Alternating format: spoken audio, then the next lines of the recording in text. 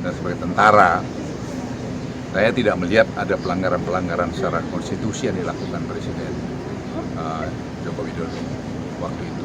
Tidak saya lihat. Jadi siapapun yang bisa, saya bisa saksi.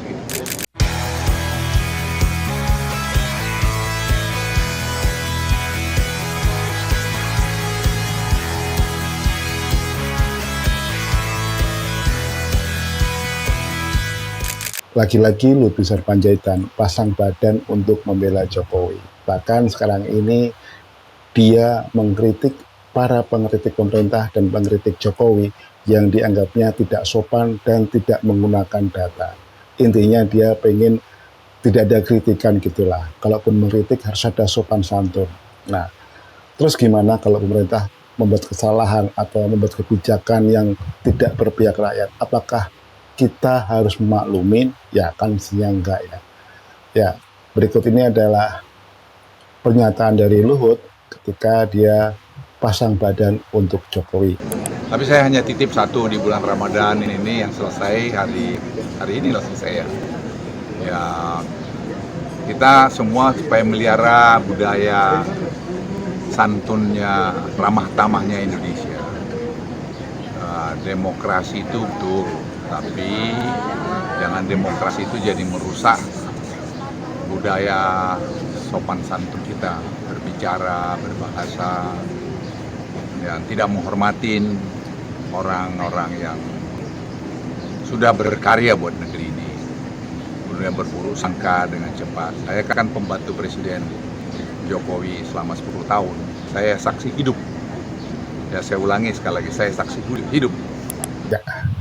Pada pernyataannya ini, Luhut Binsar Panjaitan menyatakan bahwa dirinya itulah saksi hidup, bahwa Jokowi itu benar-benar bekerja untuk rakyat Indonesia. Ya, Anda boleh ketawa kalau melihat pernyataan Luhut ini ya, karena kita hari ini melihat bahwa ekonomi Indonesia itu buruk, lesu ya. Nah, yang ngomong bukan saya, tapi juga ada beritanya. Ya, ini bukti Lebaran 2025 lesu, pemudik turun dan penukaran uang sedikit. Ini adalah bentuk dari lesunya ekonomi kita yang sebenarnya tidak terjadi tiba-tiba, tapi karena pemerintahan sebelumnya, Jokowi, itu mewariskan kerusakan ekonomi yang sangat parah, sehingga kita, rakyat Indonesia, harus menanggung dampaknya ya. Ekonomi hari ini memang sangat parah ya, daya beli masyarakat turun ya, kemudian PHK di mana-mana, dan masyarakat yang masih bekerja, terutama kelas menengah karyawan juga was-was, khawatir, apakah mereka masih bisa bekerja lagi setelah Lebaran. Ini salah satu yang membuat akhirnya pertimbangan untuk mudik atau pulang kampung banyak ditunda. Mereka khawatir kalau mereka pulang terus tiba-tiba mereka dipecat, mereka nggak punya duit, ya sudahlah, semuanya jadi berantakan kan begitu.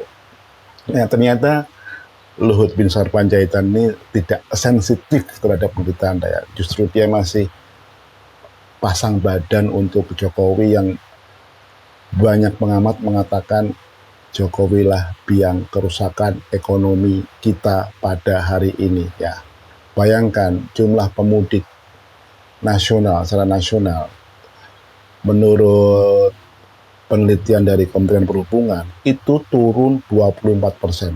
Jumlahnya nggak sedikit, jumlahnya sekitar 45-50 juta orang lah, kurang lebih lah ya.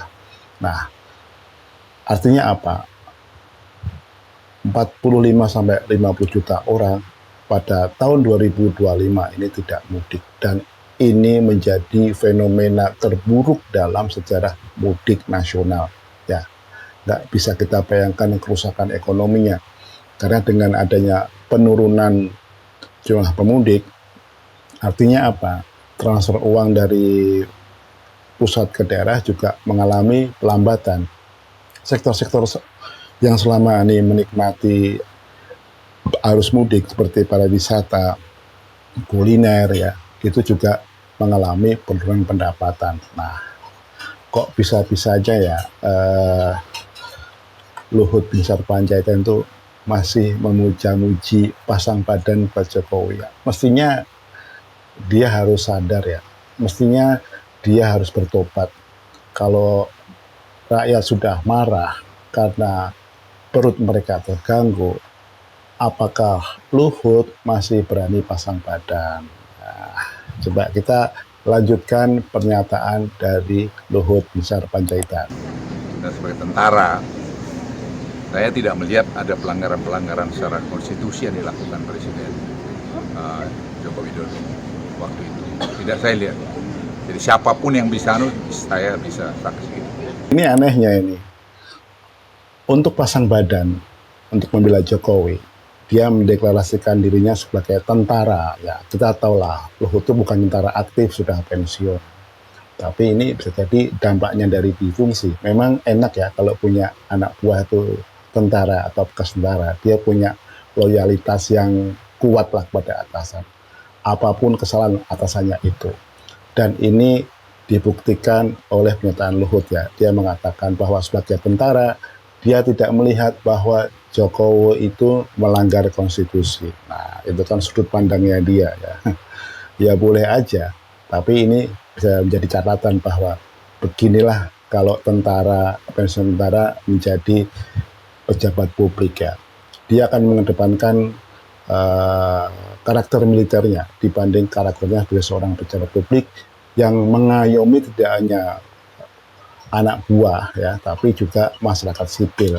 Nah, kalau gaya komunikasinya dia seperti ini, saya yakin rusak negara ini ya. Karena seperti yang dikatakan oleh mantan Gubernur Lemhanas, Pak Agus Widjoyo, juga salah seorang reformator ABRI atau TNI, beliau mengatakan bahwa negara kalau dikuasai tentara itu tidak akan maju. Nah, kayak gini nih, karena gaya seperti Luhutnya akan dipakai terus. Jadi meskipun banyak kekacauan, dia pasti akan masih membela bosnya. Meskipun menderita sampai nggak bisa makan, nggak bisa mudik, ya dia nggak peduli. Yang penting dia hanya loyal kepada atasannya. Ya, coba kita lanjutkan ya. Saya harus katakan ini agak keras sedikit karena menurut saya sudah ada terlalu banyak kita agak keluar koridor yang pengamat-pengamat yang tanpa data yang jelas membuat keruh.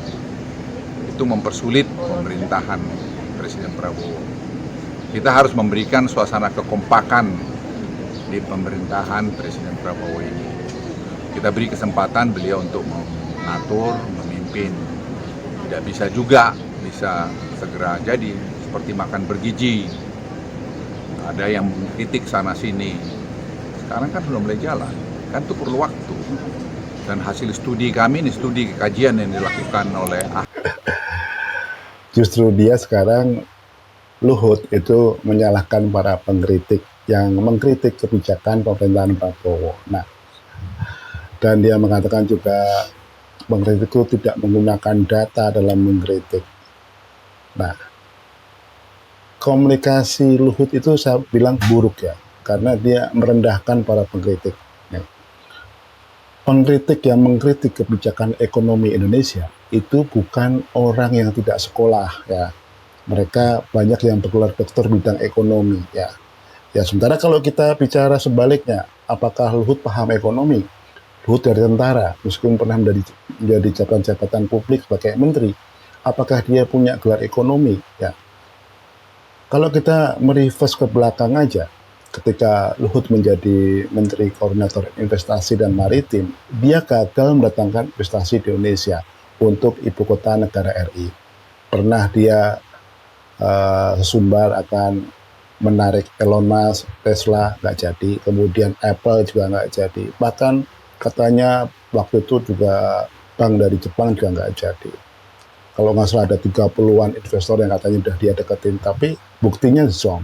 Hari ini kita melihat IKN yang dulu digadang-gadangkan menjadi proyek besar mercusuar yang akan melambungkan nama Indonesia. Faktanya hari ini kita melihat IKN itu hampir menjadi rongsokan bangunan. Nah, pernyataan-pernyataan Luhut yang berkaitan dengan IKN dan optimismenya waktu itu, sesumbernya waktu itu ketika dia dengan pongah mengatakan berhasil menarik investor, bisa dilacak jejak digitalnya. Nah, dari situasi ini kita melihat bahwa hari ini pemerintah, saya bilang diwakili Luhut juga ya, kadang itu kan pejabat publik ya, pemerintah tidak mau menerima kritik dari masyarakat ya. Meskipun masyarakat berteriak-teriak, nggak bisa makan, nggak punya pekerjaan, ya, nggak bisa nyekolahin anak, ya, nggak bisa mudik, ya, hanya diibaratkan anjing yang menggonggong, tapi pemerintah tidak akan peduli. Nah, semoga apa yang saya berikan bermanfaat.